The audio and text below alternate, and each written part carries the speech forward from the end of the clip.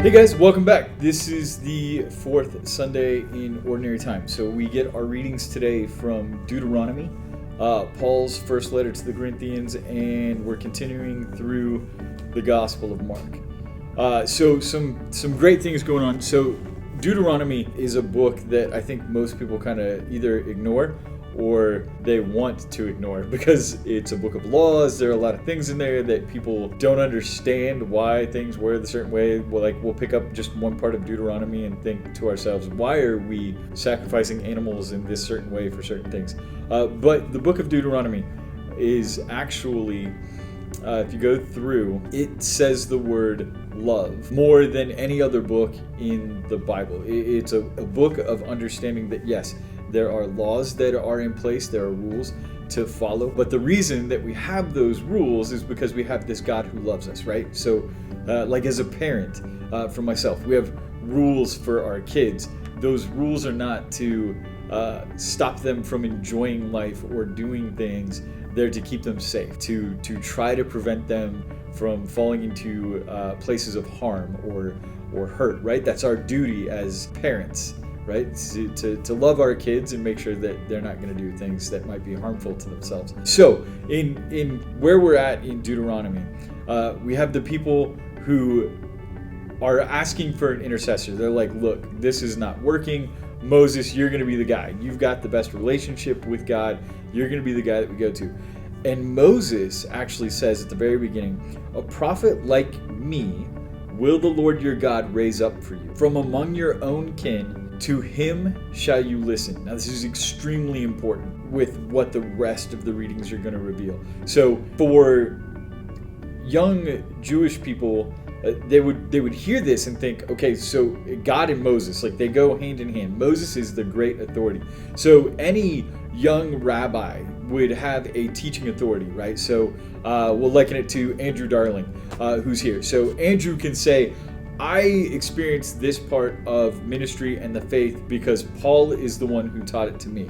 And then I would be able to say, I learned this because Scott, my youth minister at the time, or Father Fran were the people who taught it to me, and so on, right? So every good rabbi would have another rabbi that they could refer to with their teachings, all the way back to Moses, right? So Moses is saying, there's going to be someone like me that will be raised up among you, and to him you will listen. So this person that will be brought up, this prophet, is going to be somebody who's on the same level or even a higher level than Moses, who is considered to be the closest to God.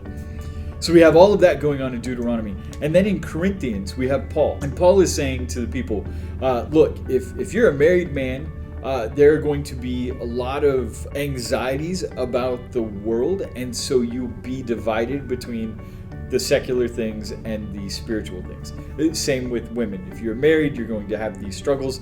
What Paul is referring to more than anything else, I think here is, first of all, Corinth is a place, we've talked about this a lot of times, where not the best things are happening. We have people that are continuing to go into places of pagan worship to participate in things that are not good and holy. And so part of what's happening is you're looking at these relationships and they're broken. They're not healthy. They're not good. A man may go into this temple and do things that would be considered sinful against his wife, or a woman doing the same and sinful against her husband. And so Paul is trying to tell the people of Corinth, similar to what we talked about last week, you have to put your relationship with God first. This is like what we look at as Catholics with the sacrament of matrimony or the sacrament of holy orders. Once you participate in that sacrament, your job is no longer just your own salvation. It's also the salvation of those people who you have entered into that sacramental relationship with, right? So for me, my job is not just making sure that I get to heaven. It's making sure that I do everything I can to get my wife and my children to heaven. For our priests, our religious, their job is to make sure that not only are they getting themselves, but their flock, right? Their sheep. They are to shepherd those people. So Father Alphonse, Father Paul, Father Jovita, Sister Mary Paul, whoever it is, that's their job. They're doing everything they can to guide their families, their parishioners to heaven. And that's what Paul is talking about to these people of Corinth. You begin to divide yourself with each one of these relationships. So you have to remember what is first, and that is our relationship with God to make sure of our own salvation. And you've got to bring those people with you. Now, all of this, again, ties into what's happening in Deuteronomy and then the gospel, according to Mark. So each gospel has a theme that kind of goes with the first miracle or first kind of action thing that Jesus does. Matthew is a very catechetical gospel because the first real action scene there is the Sermon on the Mount. With Mark, we have this scene that's presented to us here. So Jesus has been in the wilderness, and then he recruits the first disciples, and then he goes to the synagogue. And what happens is that there is a man who is there in the synagogue who has an unclean spirit. And Jesus begins teaching, and the people are astounded by Jesus' teaching, right? It's because he's doing it with authority, and that's very important. It's the authority in which Jesus teaches that separates him from all of these other people. And the reason why goes back to what we talked about with Moses. Every rabbi that would go into a synagogue would be able to speak. So imagine that all of the priests here at All Saints are presiding over the Mass. Each one of them would be allowed to give a homily. It was like that. So each rabbi, each person that came in could give testimony. But each teaching was from the rabbi who had taught before them, and so on and so on. Again, like we said, all the way back to what would have been the teachings of Moses. Except Jesus is teaching something that is more his own reflection of something. And they know that it's great because it's something that would recall Moses' authority to the Jewish people, but it was something greater than that. And we have this unclean spirit, and when the man with the unclean spirit comes, and I want to read this directly to make sure that there's no confusion. What have you to do with us, Jesus of Nazareth? Again, this is one person who says, what have you to do with us? Have you come to destroy us? I know who you are, the Holy One of God. Now, with that kind of unclean spirit, that demonic possession, like we know from other places in Scripture that when Jesus drives out demons, it's demons. It's not one, it's not just an unclean spirit, it's legions, right? It's thousands, it's like armies. And these demons recognize immediately the teaching authority of Jesus Christ and also understand the authority with which he comes from, where he comes from, who he is, because they know that he is there to destroy them. And he calls him by name, Jesus Christ, and then he gives him a title, Holy One of God, which is a title that is reserved only for the prophets. Prophets dating all the way back to the Old Testament, major and minor prophets, who then you can point all the way back to Moses. And remember what we said, Moses said, a prophet like me will the Lord your God raise up for you from among your own kin. To him shall you listen. All of these people in the synagogue are hearing what is being said. They may not understand everything, but the unclean spirit is the one who recognizes it and says, oh, this is why you're here. And when Jesus says to be quiet and come out of him, the man convulses and the demons leave. And the people say that he is teaching with new authority. This is where the recognition happens that it's not just Moses, it's someone greater than he. And it says that his fame spread everywhere throughout all of the region of Galilee. Now the question is, why weren't those people willing to listen? Because think about what Jesus begins to say, and you have the Pharisees and the Sadducees that are saying, what is this? Who is this? How is this happening? And we know what happens, right? Because of his teaching authority, they begin to feel threatened. They begin to turn away from him. They begin to treat him as if he were one of those unclean spirits in the synagogue. And it happens in the synagogue. It's not like Jesus is still out in the wilderness when this happens.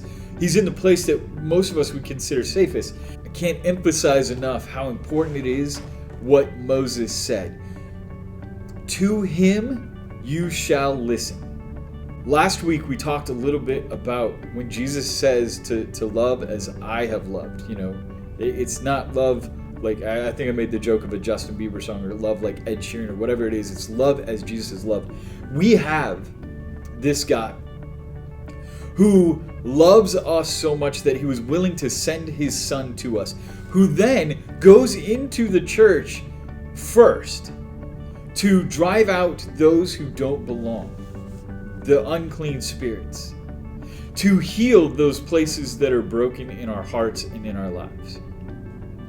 But then the question becomes, to him shall you listen. Who are we listening to, right? When Paul is talking to the people of Corinth, who were they focused on? Are they focused on the pagan gods? Are they focused on the secular world? Are they focused on what they're told to believe by the authority of the church and the apostolic succession that was passed down to Peter from Jesus Christ? Or are they listening to Corinth? Are we listening in our lives to what is being taught by the church? Or are we listening to what people think the church teaches? Because there's a huge difference.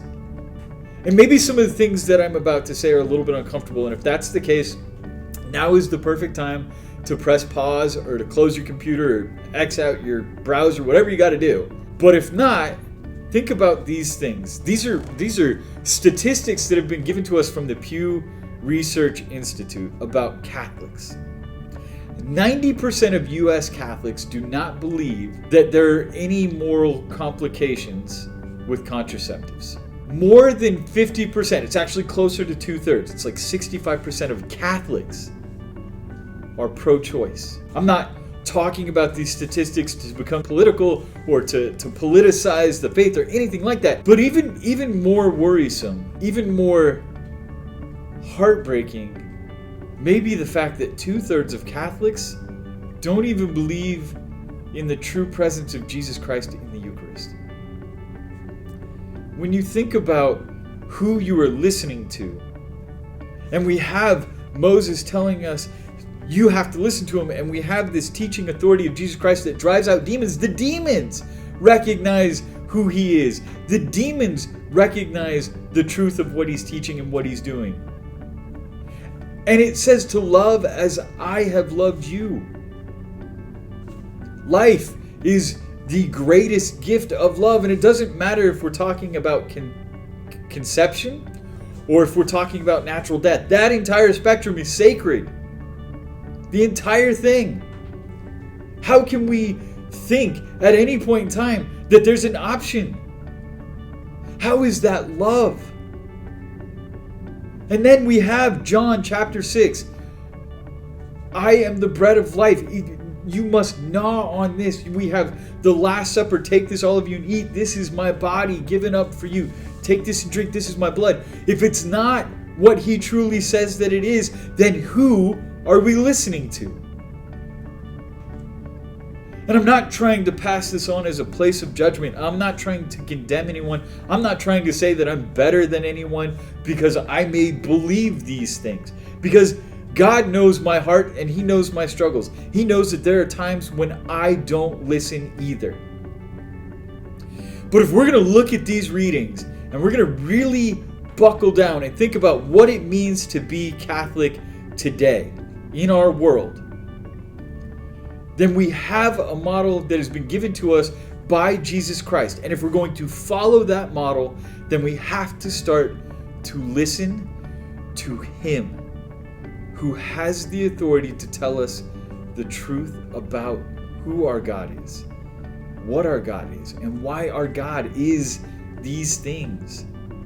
We know who our God is. We know that our God is love. 1 John chapter 4, God is love. And we love because he loved us first.